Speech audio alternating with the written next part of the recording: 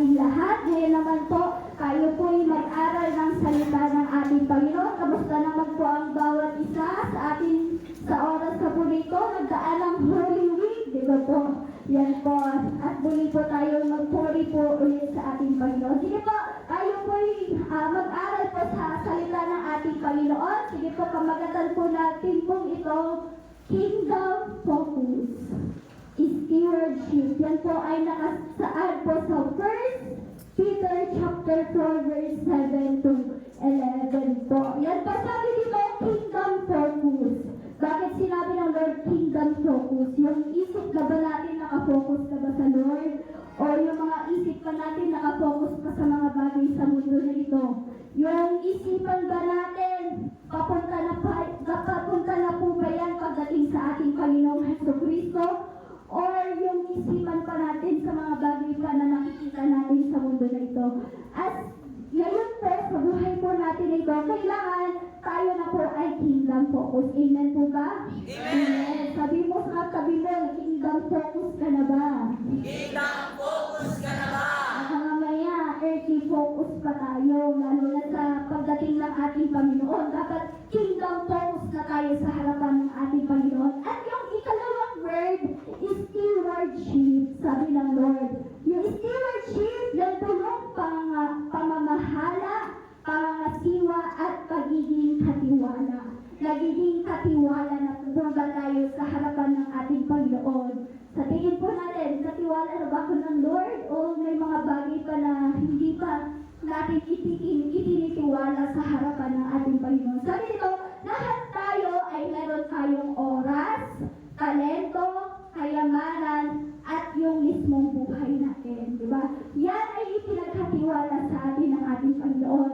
Tayo ay pinangasiwaan ng Lord sa bagay ng tunay yan.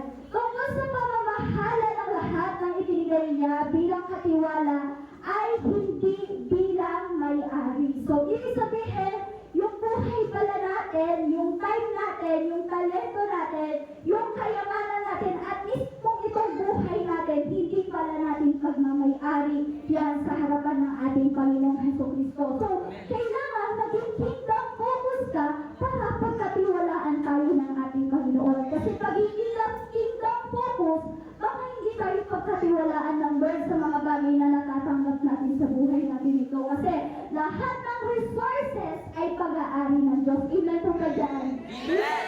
Lahat po yan. Sasakyan mo man yan, bahay mo man yan, kayamanan mo man yan, even your family, yung mga anak po ninyo, yung mga bagay po na natatanggap po ninyo, sa Lord po galing ang mga bagay na po na yan. At ang tawag sa atin, trustees. Trustees lamang tayo sa harapan ng ating Panginoon. At ngayon, dito naman po tayo babaguhin ng Lord. Anong babaguhin ng Lord sa buhay natin? Yung priority. Yung priority natin, yung decision natin, yung mga bagay po na patungkol sa atin, instead na self-centered tayo, magiging kingdom-centered po tayo sa harapan ng ating Panginoong Jesucristo. Yan po. Sabi po dito, stewardship. Sabi po dito, the management, the oneself, time, talents, opportunities, and resources as trust God. It involves actively using this gift to honor Him, serve others, and advance His kingdom rather than selfish gain. At tatlo, it is a privilege given to us by God for nurture in love and victory over selfishness and covetousness. Yan po. Yung mga naka-highlight po dyan, sinabi ng Lord, it is the management. Sabi niya, ginawa tayong taga-manage ng Lord sa buhay po natin na ito. So, trust God. So, kailangan, when we manage, kailangan may trust sa ating Panginoong Jesucristo. Sabi nila, using this gift.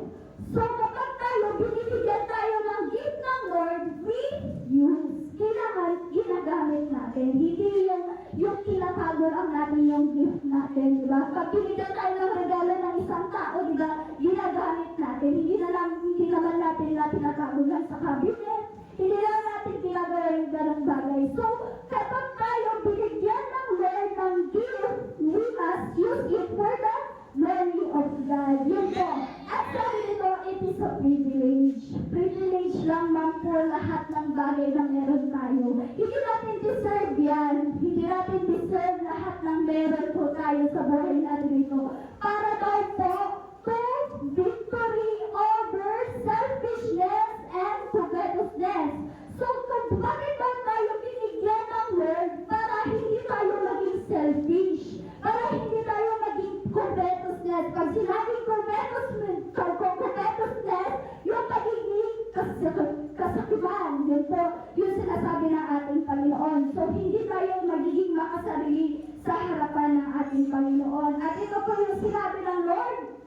A good Christian steward is someone who understands God is the creator and the owner of everything. Amen po ba dyan? Kaya kailangan malaman mo na si Jesus yung creator at siya yung owner ng lahat ng bagay na meron po tayo.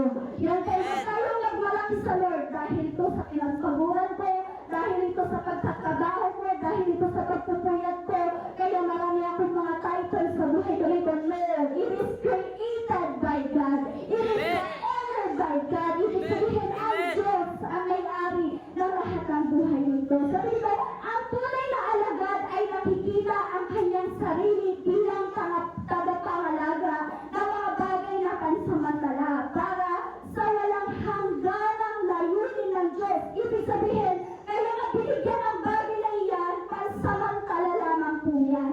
Kasi gustong makita ng Lord sa'yo na yung bagay na na-receive mo, gagamitin mo ba ito sa mga bagay na pang walang hanggan?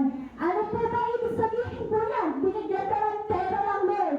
Yung temporary money of God, itong bagay na po, di ba po yung money, madaling maubos po yan, madaling mawala. So, temporary lamang po, pansamantala. So, binigyan ka ng money ng Lord. Ano gagawin mo? Use it para sa walang hanggang layunin ng ating Panginoon. So, kailangan convert it into the kingdom of God. Convert it into the spirituality. Yun ang gusto ng Lord na mangyari sa atin para maging kakilala tayo sa harapan ng ating Panginoong Jesucristo. Amen po? Kasi kapag tayo itinuturing natin na pansarili lang lahat ng bagay na meron tayo, it is ingratitude to God. Ingratitude tayo sa Lord. Alinin po natin yan. Kung tayo parang sinasarili po natin yung mga bagay na meron po tayo, ingratitude po yan sa harapan ng ating Panginoon. Ayaw naman po natin na tayo ay maging ingratitude sa harapan ng ating Panginoon. Next po. Humanity as stewards from the beginning. Yan po, meron po mga example po dito. Si Adam at Eve. Kita po kung alam niyo po yung story po sa Genesis 2 verse 15 na kung saan itinamahala sa kanila lahat ng mga bagay na puno, mga hayop po doon sa Garden of Eden. So, yung bagay na po na yun, pinagkatiwalaan din sila ng Diyos. Si Joseph naman po, naging manager po siya doon sa asawa ni Potiphar. At nung pagkaroon ng bagay na po na yun, naging tagapamahala po siya sa buong Egypt. So, pinagkatiwalaan din siya ng Diyos. At yung the church, yan po ay nakasaad sa 1 Peter chapter 4 verse 10. Sabi dito, instructed to use spiritual gifts to serve one another. So, yung church daw po, yun po yung naging role po nila sa buhay po nila. Sabi po dito sa 1 Peter chapter 4 verse 7 to 11, malapit na ang wakas ng lahat ng bagay. Kaya maging mapagtindi kayo at panatilihin malinaw ang inyong pag-iisip upang kayo'y makapanalangin. So, yun po yung requirements ng Lord, mapagtindi kayo. Kasi pag hindi tayo naging mapagtindi, baka hindi tayo i-rapture ng Lord. So, kailangan maging malinaw ang inyong pag-iisip upang kayo'y makapanalangin. Kaya tignan natin kung meron ba kayong mga prayer na parang malinaw pa yung ating isip o baka pag nagpe-pray tayo, gulo-gulo na tayo sa sarili po natin. Verse 8, higit sa lahat, magmahalan kayo ng tapat sapagkat ang pagmamahal ay pumapawi ng maraming kasalanan. Yun din daw po, as a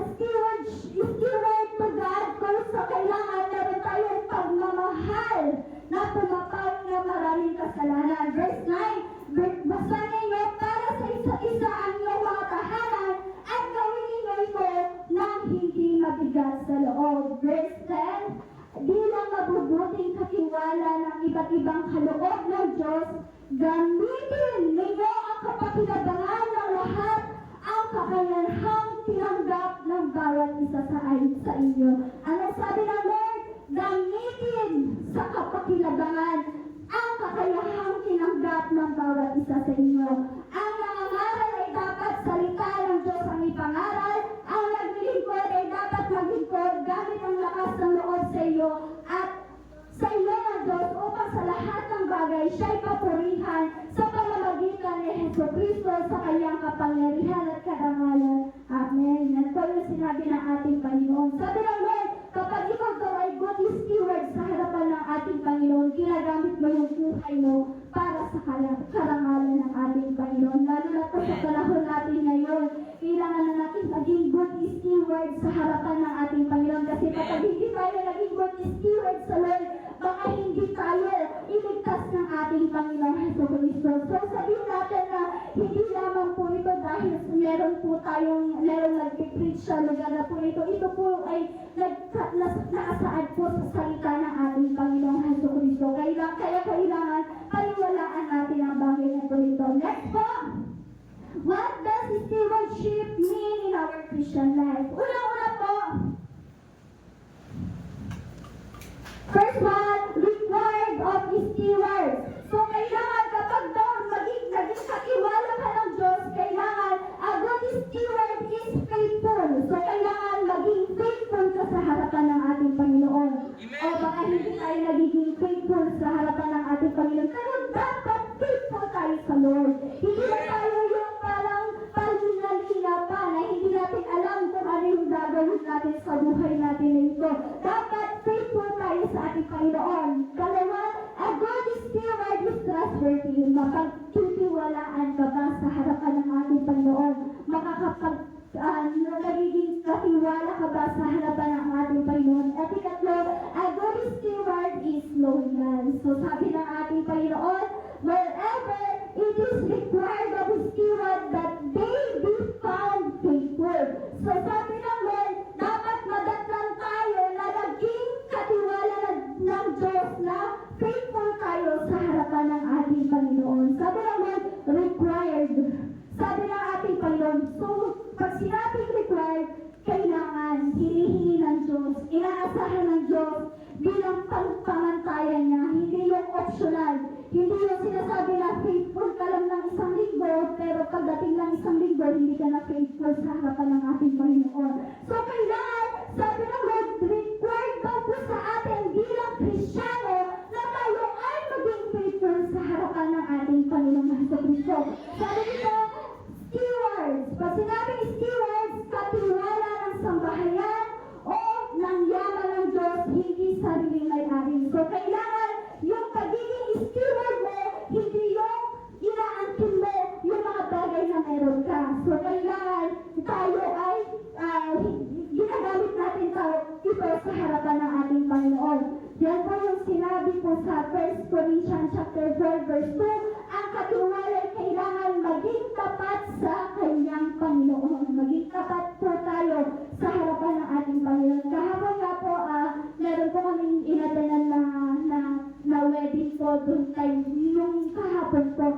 Dito po parang naisip ko rin po, pinareveal din sa akin ng Lord na, Lord, naging steward na din po ba ako sa harapan mo? Kasi yun nga yung parang merong message about po sa isang tao po, si Pastor po, kasi nagme-message po siya doon sa bagong kasal po. Sabi niya, kahit hindi ako naging steward sa mga sa likod na ito, pero patuloy siyang nagsisikap sa bagay na po na yun. So, kailangan daw po sa buhay natin, kailangan maging steward tayo sa lahat ng bagay na meron po tayong ipinagkaloob ng Diyos.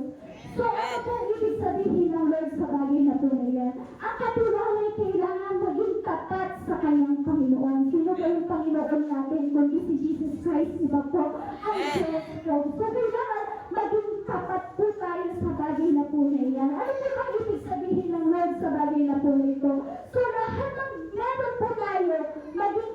po tayo sa Diyos. So, kailangan lahat ng meron po tayo, isinasangguni natin sa Diyos. Binibigay natin sa Diyos. Ipinagkakatiwala natin sa Diyos. Kasi yun yung requirements natin sa harapan ng ating Panginoon. Baka pagdating ng araw, baka tanongin tayo ng Lord, ito is judgment. Naging steward ka ba sa akin? Naging faithful ka ba sa akin? Naging mabuting katiwala ka ba sa aking harapan? Kung titignan natin, kung sasagutin natin sa panahon natin later, noon, kulang pa yung pagiging stewardness natin sa harapan ng ating Panginoong Jesucristo. Parang nakukulangan pa tayo sa bagay na po na yan. At sa oras na po ito, baka ito din yung mensahe ng Lord sa bawat isa sa atin na maging mabuting katiwala tayo ng ating Panginoong Jesucristo. Amen po. Amen. At ano po yung iba?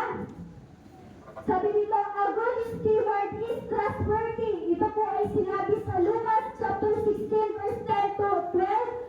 Ang mapagkakatiwalaan sa maliit na bagay ay mapagkakatiwalaan din sa malaking bagay. Ang mandaraya sa maliit na bagay ay mandaraya rin sa malaking bagay. Kaya kung hindi niyo mapagkakatiwalaan sa kayamanan na nandun ito, sino ang magtitiwala sa inyo ang ng tunay na kayamanan? At kung hindi kayo mapagkakatiwalaan sa kayamanan ng iba, sino ang magbibigay sa inyo ng talagang para sa inyo? Diba po? Sabi ng Lord, kung mapagkatiwalaan ka lamang sa maliit na bagay, mapagkakatiwalaan ka din sa malaking bagay. Ano Amen. po ibig sabihin ng Diyos sa buhay po natin na ito?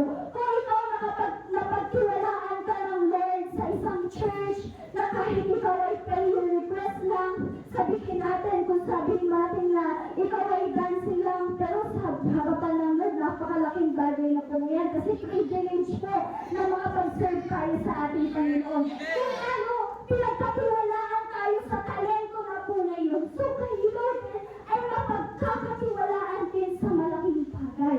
Alam ko ba ibig sabihin, kapag maging faithful ka sa Lord, kapag ikaw naging trustworthy sa harapan ng ating Panginoon, pinagpatuloy mo lang yung bagay na po na yun, baka yung promotion ibibigay sa iyo ng Lord. From dancing to preacher, di ba? Ang laki ng talon, di ba po?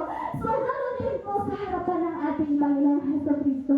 Kung tayo magiging trustworthy tayo sa ating Panginoon, mapagkakatiwalaan tayo ng ating Panginoong Jesucristo, gagamitin ng Diyos ang buhay ng bawat isa po sa ating lahat. Amen. Amen. At ikatlo po, a good steward is loyal. Ano po ba ibig sabihin? Parang yung faithful, trustworthy, loyal, parang iisa lang yung definition niyan. Pero sabi ng Lord, ang magiging loyal, ito daw po yung verse niya. Walang aritin maaaring maglingkod sa dalawang Panginoon sapagkat kamunuhian niya ang isa at iibigin ang ikalawa. Pagtilikuran ng tapat ang isa at hahamakin ang ikalawa, hindi kayo maaaring maglingkod sa Diyos at sa kayamanan. Sabi ng Lord, sa Diyos at sa kayamanan. Anong ibig sabihin ng Lord? Yung Diyos, pinatay mo sa kayamanan. Yung Diyos, pinatay mo lang doon sa pinagkatiwala sa iyo ng Diyos. Sabi ng Lord, walang maaaring maglingkod sa dalawang Panginoon. So tayo kapag good steward tayo sa Lord, kaya at nagiging loyal tayo sa harapan ng ating Panginoon. Wala tayong ibang Panginoon, wala tayong ibang Diyos sa buhay po natin ito. Kasi binigay na sa atin ng Lord ang lahat ng bagay na meron po tayo at lahat ng bagay na po na yun, gagamitin na po natin para maglingkod tayo sa Kanya. So kaya kapag po tayo good steward sa harapan ng ating Panginoon, iisa lang ang Diyos mo. Iisa lang dapat ang Diyos ng buhay mo. Hindi tayo sa lawahan na kung saan tayo mapadpad, yun na yung Diyos ko. Kung ano yung bagay na inuna natin, yun na yung Diyos ko. Kung ano yung mga bagay na meron tayo, yun na yung inuna natin. Kaya sinabi ng ating Panginoon, no one can serve two masters. So kailangan we have only one master, it is the name Jesus Christ. Sabi ng ating Panginoon, ikalawa, sabi ng ating Panginoon Jesucristo, accountable to the master. Yung una po, required to is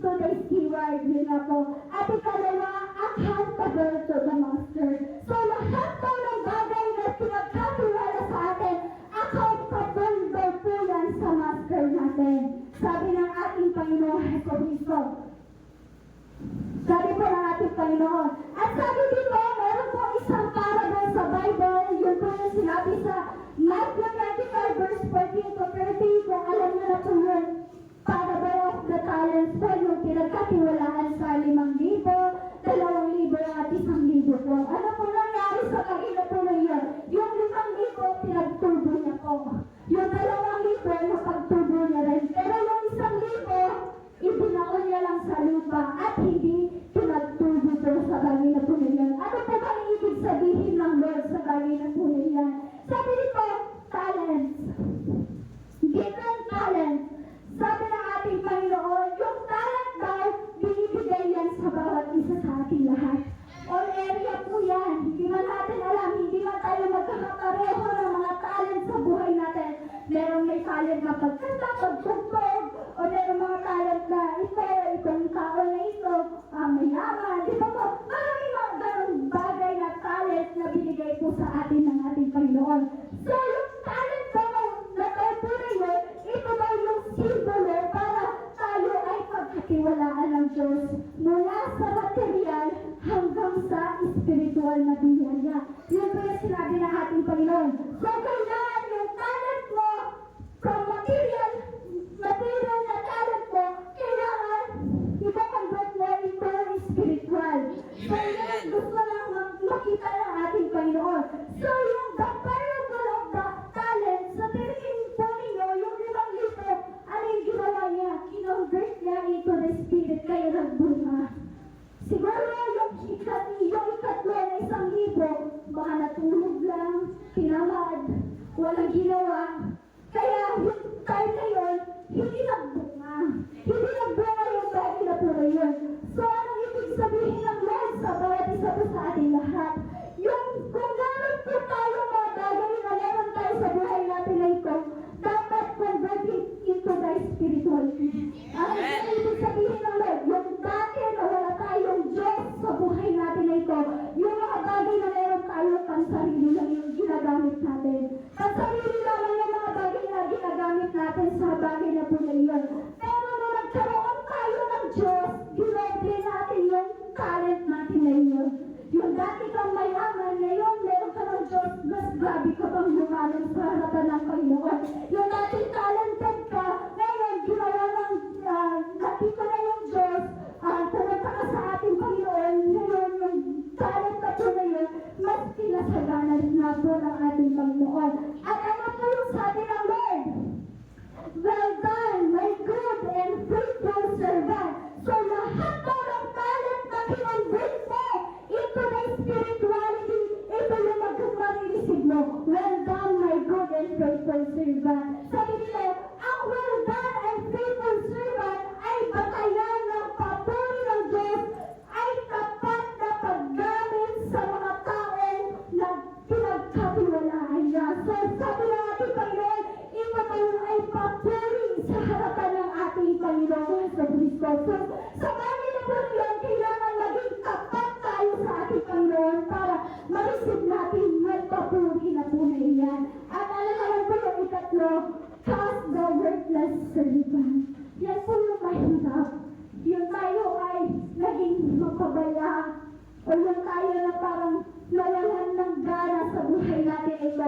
Yung tayo yung naging tamad sa harapan ng ating Panginoon. Yung tayo hindi natin pinagsikapan yung tungkulin natin sa harapan ng ating Panginoon. At kaya yan po yung hatol natin sa harapan ng ating Panginoon. Sabi ng Lord, accountable to the Master. So lahat ng bagay na ginagawa natin sa Master natin ginagawa. Sa Panginoon natin ginagawa yung mga bagay na po yan. Yan po yung gustong mangyari sa ating Panginoong Jesucristo. Yung well done, my good and faithful servant. Yun po ang gusto ng Lord. Sabi dito sa Lucas 12 verse 38, ngunit ang alipin hindi nakakaalam ng kalooban ng kanyang Panginoon, magkulang man siya sa kanyang tungkulin ay parurusahan lamang ng magaan. Ang binigyan ng maraming bagay ay hahanapin ng marami. Ang pinagkatiwalaan ng lalong maraming bagay ay pananagutin ng lalong maraming bagay. Ano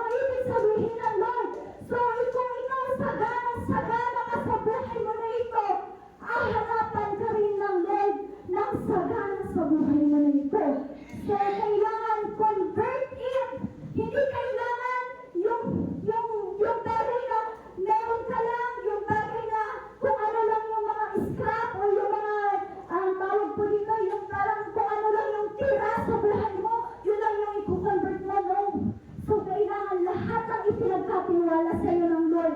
Convert it into the glory of God. Kasi pananagutin mo yan sa buhay ng ating Panginoon. Pananagutin mo yan. Kung pinagkatiwalaan ka ng mansyon, dapat convert it to God. Kung pinagkatiwalaan ka ng sasakyan, convert it to God. Sabi ng Lord, pananagutin mo to. Kaya huwag tayong magdamot sa Lord. Huwag tayong magdamot sa harapan ng ating Panginoon. It is true. Kailangan po yan. Kasi pagdating ng araw po, pagdating natin sa harapan ng ating Panginoon, kamusta yung bagay na binigay ko sa iyo? Napagkatiwalaan ba kita sa bagay niyan? Kamusta yung talent mo? Baka tinago mo lang yung talent mo. Kamusta yung kayamanan mo? Baka mamaya nadulak sa bangko yung kayamanan mo. Hindi na kinonvert sa Lord. So kailangan i-convert natin sa harapan ng ating Panginoon. Panalagutan po natin. Ayaw naman natin na malagot tayo sa bagay na po niya. Dapat mapagkatiwalaan tayo ng ating Panginoon. At ikatlo, blessed in generosity. Sabi ng Lord, sow and reap, cheerful giver, and all grace abound. Sabi ng Lord, blessed in generosity. Bakit Lord? Kapag good steward ka ba, kailangan generosity ka ba? Kapag good steward ka ba, dapat generous ka sa harapan ng ating Panginoon. Sa tingin po natin, opo, kailangan maging generous tayo sa ating Panginoon. Kasi alam natin yung sinaad sa Biblia that what we sow is what we reap. Sabi din ng ating Panginoon, be a cheerful giver sa harapan ng ating Panginoon Jesucristo. Ang larawan ng pagtatanim at pag-aani ay nagpapakita ng prinsipyo ng buhay espiritual. At kung paano tayo nagbibigay at kumikilos ay may direktang epekto sa kung ano ang matatanggap natin mula sa Diyos. So, yun po, sa madaling salita, kung ano ang inaani natin, yun din yung mga bagay na tinatanim natin. Ano po ba yung mga natatanim natin sa buhay natin ito? Kung bakit ano yung naaani natin sa buhay natin? Sabi nito, cheerful giver, ang pagbibigay ng kagalakan at walang paninilit, nagpapakita ng tunay na puso ng katiwala. So, good steward ka kapag cheerful giver ka. So, sabi ng Lord, kung ano ang itinanim mo, yun din ang aanihin mo. Good steward ka kapag sinunod mo yung bagay na tunay yan. At sabi ng Panginoon, all grace abounds. So, ibig sabihin, lahat daw ng bagay na tunay yun, ang Diyos ang magbibigay ng kakayahan ng bagay na tunay yun. Ang Diyos ang magbibigay ng biyaya sa bagay na tunay yan. And then, sinabi sa 1 Corinthians chapter 9, verse 6 to 8, ito ang pag-ibig kong sinasabi, ang nagtatanim ng kakaunti ay kaani ng kakaunti. At ang nagtatanim ng marami ay ang ani ng marami. Ang bawat isa'y dapat magbigay ayon sa kanyang kasya, maloob sa loob at hindi napipilitan lamang sapagkat iniibig ng Diyos ang nagbibigay ng may kagalakan. Magagawa ng Diyos na pasaganahin kayo sa lahat ng bagay at higit pa sa inyong pangangailangan upang sumagana kayo sa mabubuting gawa. Yun ang sinabi ng Lord sa buhay ko natin ito. Sister, ano pong relate ng pagiging stewardship sa pagiging? Anong relation ng stewardship sa money related? Sabi nito, what is the emphasis in stewardship so often money related? Kasi po, sa buhay natin, money involved in so much of life. Totoo po ba yan? Lahat ng buhay natin involved ang money. Sa pagbibili, sa pamilya, kailangan ng pera.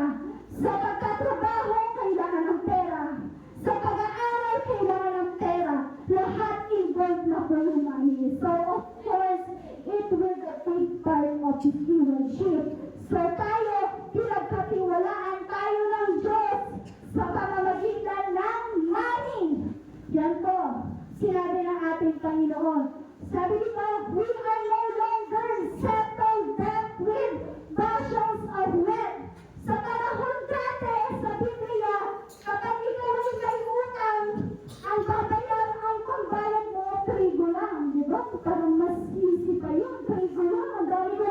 sa bakuran. Ang dami kong trigo, marami akong pararin dyan. Yun na yung pambayad mo sa debt. Sabi ng ating sa lahat ng pagkakautang.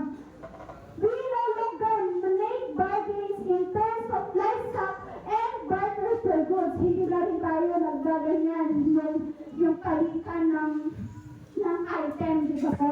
Hindi na po uso yung bagay na po nila. We work for money and we use it to busy what we need and wants. Yan na po yung kailangan natin. Yung money. Yan po, mahirap man. Sabihin nito, pero yan po yung katotohanan. Kung ikaw ay good steward ng Lord, so kailangan yung money mo, yung kayamanan mo, o anumang bagay na po na yan, gawin natin for the glory of God. Kailangan convert it for the glory of God. Bakit? Kasi sinabi ng Lord, bring the whole tithe into the storehouse. By returning tithe and giving offering, you are assisting in God's work. You are helping the school spread the gospel and support and growth of His church. So kapag bago tayo, yung pagiging stewardship natin sa harapan ng ating Panginoon, pagiging good steward natin sa harapan ng ating Panginoong Jesucristo, involved po dyan yung kayamanan mo. Kapag yung kayamanan mo po natin, nilagay natin sa storehouse. Ano yung storehouse ng ating Panginoon? It is our church. The local church ng ating Panginoong Jesucristo. Kapag binigay natin yung mga bagay na yan, you are assisting in God's word. Ibig sabihin, sinusunod mo kung ano yung inuutos ng Diyos sa buhay mo. At ito daw ay nakakatulong to spread the gospel. Kaya kailangan tayo lamang ay mag-give para tayo maka-spread ng gospel sa harapan ng ating Panginoon. Kailangan tayo ay makasupport para lumago yung church natin sa harapan ng ating Panginoon sa Kristo. It is not intentional po sa bagay na po na yan. Pati rin po ako, kahapon din po kabang-kababing po ako kung ano yung ipatapik ko. Pero ito talaga yung binigay ng Lord sa buhay ko na ito. Pero sa bagay na po na yun, baka may nakikita sa atin na parang hindi pa tayo nagiging good steward sa Lord. Pero gusto mariyak malaman po ng bawat isa po sa atin lahat. Lahat tayo tinuturuan ng Diyos. Wala po exception dyan. Wala po. Lahat tayo mapabata man, mapalmakanda man. O sa bawat isa po na meron na dito sa room na po nito, nakikinig po tayo ng salita ng Diyos at magiging aral po sa atin ng bagay na po nito. Tithe and offering. Ano sabi ng Lord? Tithe is not the same as offering. Bakit? Bakit hindi kaparehas yung tithe sa yung offering? Paras lang naman binigay. Sabi nito, tithes are the first 10% of the income. Tithe actually means 10. So, ibig sabihin, yung tithes mo, yung 10% sa pinagkatiwala sa iyo ng Lord, ibibigay mo yan sa harapan ng ating Panginoon. And the Bible also tells us we should return God's tithe to Him first before we do anything else with our money. Sabi ng Lord, yung tithe daw, ito daw ay Mosaic law. Yun ang mga Israelita before po yan. Yan po ay na-establish na po noon. Yan po ay sinabi sa Genesis at sa Leviticus po na yung ika-10 bahagi dapat sa Diyos po ang bagay nito yan. Pero, meron din po sa Old Testament yung offering. Ano po yung offering na po yun? Yung nanalo sila sa bigmaan, nagkaroon sila ng offering. Yung nanalo po sila sa mga anumang bagay na meron po sila, naglagay po sila ng offering. So yung offering is anything you choose to give beyond your tithe. Beyond your tithe. And sabi ng Lord, offering are voluntary, spontaneous gift beyond the tithe for special need, charity or mission. So yun daw po, kailangan yung bagay na po na yun, ginagamit natin sa harapan ng ating Panginoon sa lahat ng mission ng church nito. Kaya nga meron tayong mission box, kaya nga meron po tayong tithes and offering, kaya nga meron po tayong kasi gagamitin po natin yan for the mission sa harapan ng ating Panginoon. And offerings have no set amount. It determined by a giver. Hindi naman po yan sa pilitan. Yan po ay depende lamang po sa conviction mo. Conviction mo sa harapan ng ating Panginoon. Sabi ng Lord, your local church is your storehouse. So, parang yung church natin, ito ay parang isang bank account sa buhay natin ito, which is we are investing into God's kingdom. Hindi investing to ourselves, hindi investing to our family, hindi investing to our life. So, dapat yung buhay po natin, i-invest natin yan sa harapan ng Diyos. So, God's kingdom po ang bagay na po na yan. At sabi dito, tithes was designated to support the priesthood. Aware po ba tayo sa bagay na po na yan? Sino pong aminado na kailangan itong bagay na po na yan? Na kailangan supportahan mo yung priesthood. Sino po? Wala po ba? Yan po. Kailangan po yan. Patunayan po natin sa verse. 1 Corinthians chapter 9 verse 13 to 14. Hindi ba ninyo alam na ang mga naglilingkod sa templo ay tumatanggap ng pagkain mula sa templo at ang mga naglilingkod sa dambana ay bahagi sa mga handog na nasa dambana. Sa ganyan ding paraan, ipinag-uutos ng Panginoon na ang mga nangangaral ng magandang balita ay dapat matustusan ng ikabubuhay sa pamamagitan ng magandang balita. So lahat daw po ng mga nangangaral ng mabuting balita dapat sinusuportahan, tinutustusan, matustusan ang ikabubuhay sa magandang balita. Yan po yung sinabi sa Biblia. So kailangan ang buhay lang po natin, yung bagay na pinagkatiwala sa atin, money, yung bagay ng kayamanan, our richness in this world, dapat sinusuportahan natin yung pastor na naglulod sa atin, yung pastor na walang sawang nagtuturo sa atin, yung pastor na patuloy na nag-share ng gospel, kasi ito ay law of God, ito ay nakalagay sa Biblia. Hindi po ito sariling kathang isip lamang po. Ito po ay salita ng Diyos sa buhay po natin ito.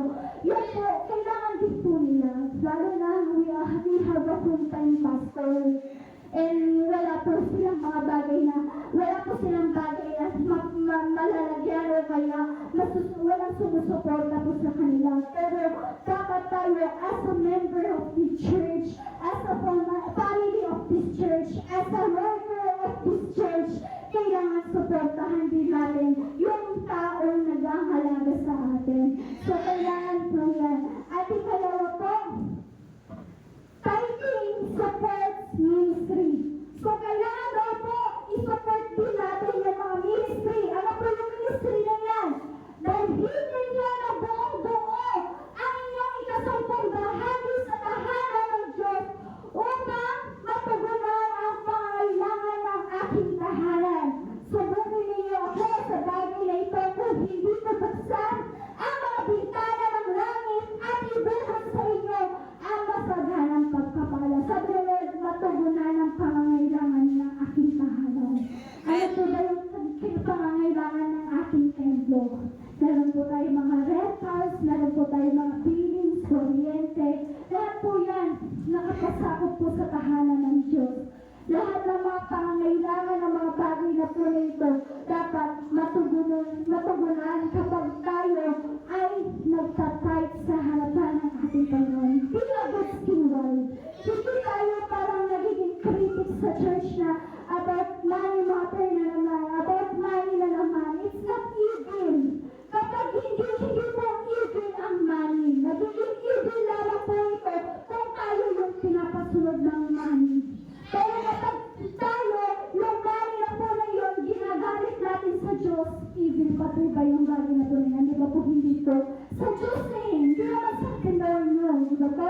Dapat yung money, convert it for the glory of God. Sabi na lang, whatever you do, do it for the glory of God. Kaya sinasabi na lang sa vision, kailangan supportahan ko yung bagay na po na do it for the glory of God. Ay sinabi ni sister, kailangan matugunan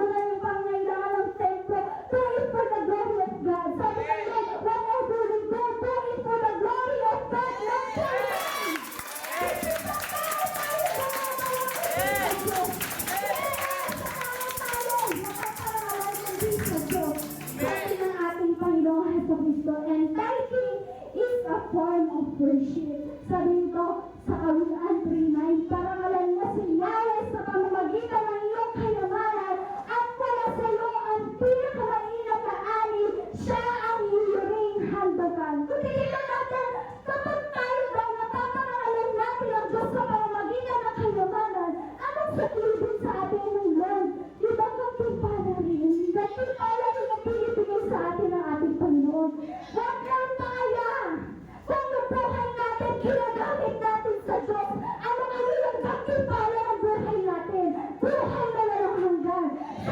Ang bagay na kinakaroon mo para sa paglilingkod mo sa Diyos. Lahat ng bagay na kinakaroon mo para sa ating Panginoon Jesucristo. Lahat ng bagay na pinag-aalihin natin pagdating ng araw. Hindi ba natin makita sa ngayon, sa buhay natin ngayon, pero makikita natin kapag humarap tayo sa Diyos. Lalo na sa karawang natin ngayon, malapit lang dumating ang Lord. Lahat ng bagay sa buhay natin na ito, saan mapupunta ang lahat ng bagay na pinagpapaguran natin? Saan mapupunta lahat ng bagay na meron tayo sa mundo na po nito? Wala nang saysang useless, meaningless, nonsense, yung lahat ng bagay na po na yan. Kaya do it for the glory of God. Convert it for the glory of God. Lalo na yung buhay mo, precious yan sa Lord. Kaya nga nagpapako siya sa krus eh. Kaya nga inalay niya yung buhay niya para sa iyo. Kasi gusto niya na yung buhay mo, matanay mo. Matanay mo yung pagpapatako ni Kristo sa krus ng Kalbaryo para magamit mo yan sa harapan ng ating Panginoong Jesucristo. It is the love of God to us. It is the God's love. Pero tayo, we are a selfish person. Aminin pa natin yan. We are a selfish person. We are a busy people. We are. Tayo, nagiging pabaya tayo sa buhay po natin ito. Pero itong Diyos na ito, lagi nang nire-remind sa atin. Lagi na sinasabi sa atin, I love you. God love you.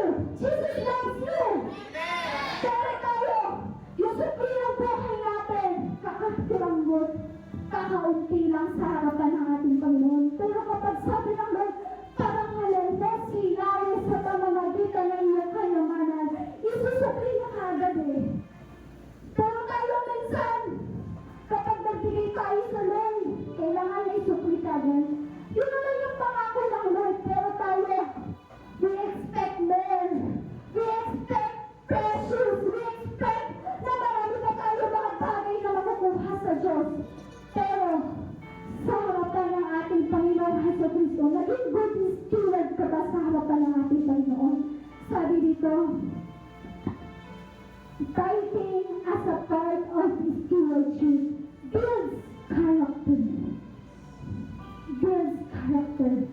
Sabi sa Jeremiah 17 verse 10, ako si Yahweh ang sumisiyasat sa isip at sumasaliksik sa puso ng tao. Gagantipalaan ko ang bawat isa ayon sa kanyang pamumuhay at ginagantipalaan ayon sa kanyang ginawa. Sabi ng Lord, ang Diyos ang nakakaalam ng isip ng tao at sumasaliksik sa puso ng tao. Right now, nakikita ng Diyos kung anong nasa isip mo. It is conviction ba yan? O yung ito ba yung konsensya sa isip mo? Nasasabihin mo, o nga na Lord, kulang pa pala. Maliit pa pala yung nagawa ko sa Lord, sa'yo. May mga bagay pa palang pagkukulang sa harapan mo. O nga Lord, no, yung time ko nga, hindi ko pa nabigay sa'yo. Kapag okay lang, doon lang ako pwede. O nga Lord, no, yung kayamanan ko nga, naiisip ko pa para sa pansarili ko. Tinatago ko pa para sa pansarili ko.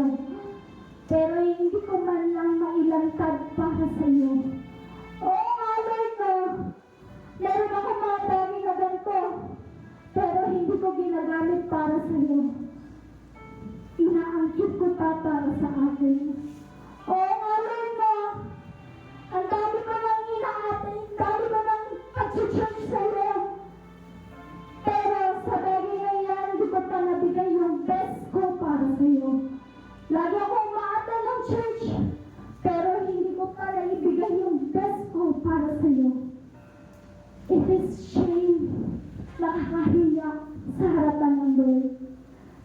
sabi ng Lord, ginagantimpalaan ko ang bawat isa ayon sa kanyang pamumuhay. At ginagantimpalaan ko ayon sa kanyang ginagawa. Ano ba yung naging pamumuhay natin? We still ba? Tayo ba ay namumuhay pa sa kasalanan? Tayo ba ay patuloy pa rin nagbaback out sa Lord? Step backward pa rin sa Panginoon? Nagiging backslider pa ba tayo sa Panginoon? Nagiging kamag-alipin pa ba tayo sa Panginoon? Nakakahiya sa Panginoon kasi gantimpala ang ibibigay sa iyo ng Lord. Kung bibigyan natin gantimpala ng Lord ang bagay na tuloy yan, yung parang ginto sa buhay natin ito. Parang sa isang kwento sa Biblia na nakakita siya ng isang ginto sa kabukiran, sa isang malaking bukiran na tunay yun, may nakita po siyang kayamanan doon. Mahalagang bagay doon. Binili niya lahat ng ari-arian niya. Pinagbili niya. Binenta niya yung bahay niya, lahat ng kamalig niya, lahat ng bagay na iniwanan niya. Para bilhin lamang yung kayamanan na po ngayon. Ano ibig sabihin ng Lord? Yung gantimpala na po ngayon, it is our salvation to God. And that is the most important thing we receive in our life.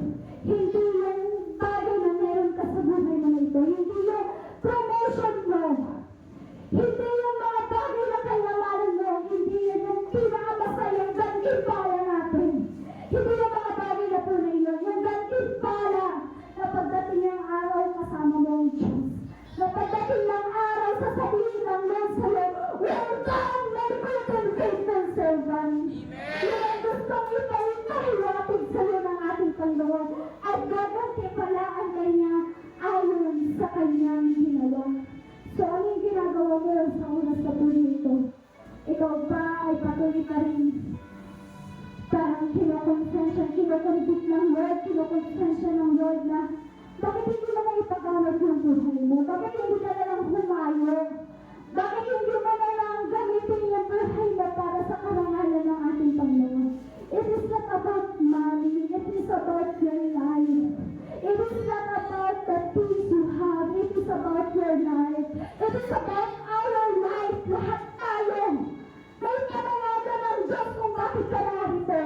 May panawagan ng ating Panginoon kung bakit nagagamit mo yung buhay mo. Kung bakit narito ka sa lugar na ito. Kung titignan natin sa buhay natin na ito, hindi natin napagkakait natin yung buhay natin sa Lord. Yun ang pinakamahalaga na dapat natin magawa.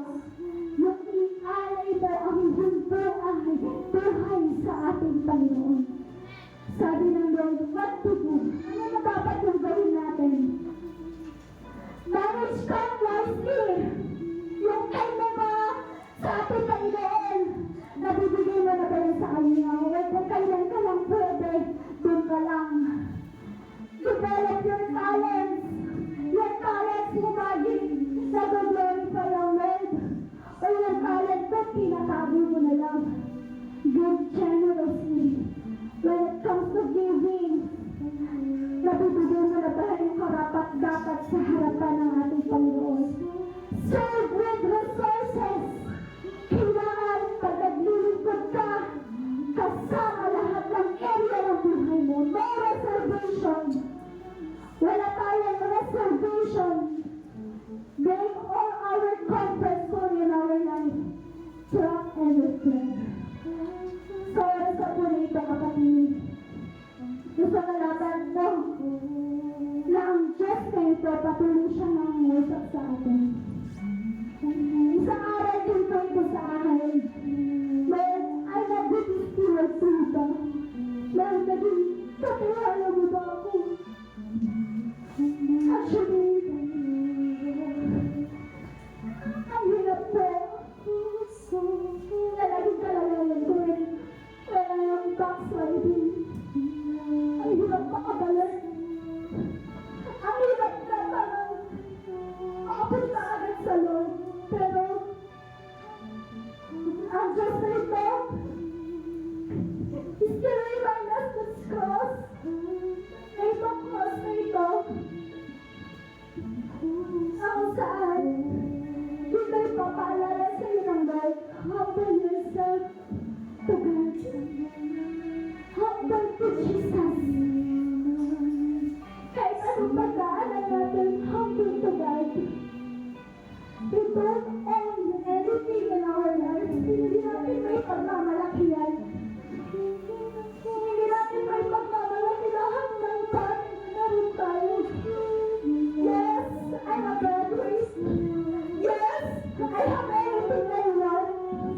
Yes, maraming tayo mga bagay na ganito sa buhay natin. Pero, naging gumistuhan na tayo sa Panginoon. We are lost. Nagkulang pa rin tayo sa Panginoon. And right now, gusto ko po sa mga isa po rito. Tumayo ka sa lugar na ito. Isipin mo ang pagpagmalang mo sa Diyos. Isipin mo kung ano yung bagay na tinuturo sa iyo sa pamamagitan ng mensahe na ito. Gusto mo ipakita yun sa iyo ng Diyos.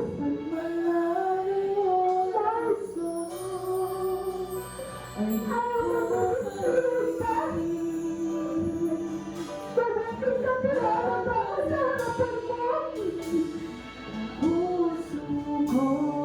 I'm the lucky.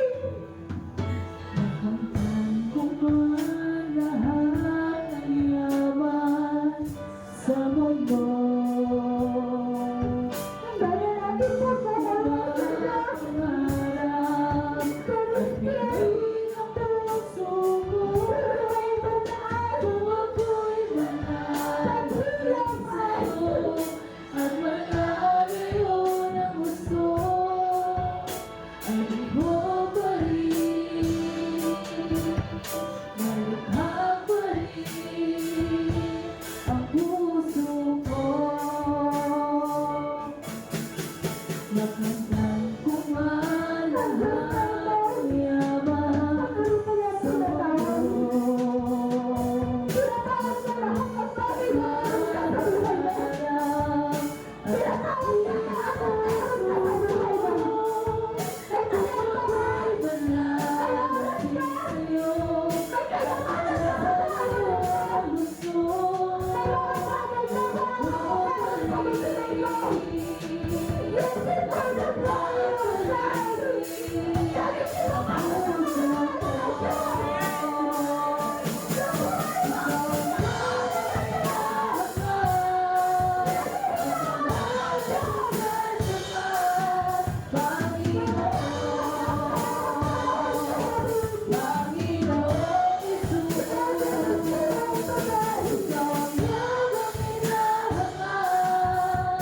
Ang pangarap ko sasapat, Panginoon.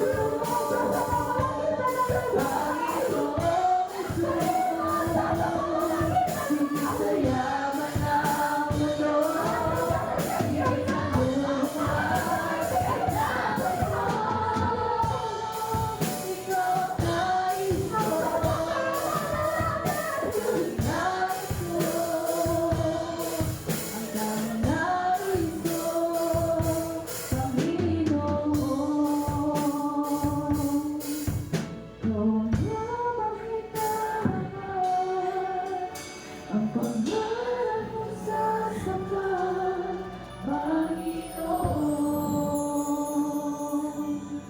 Panginoon.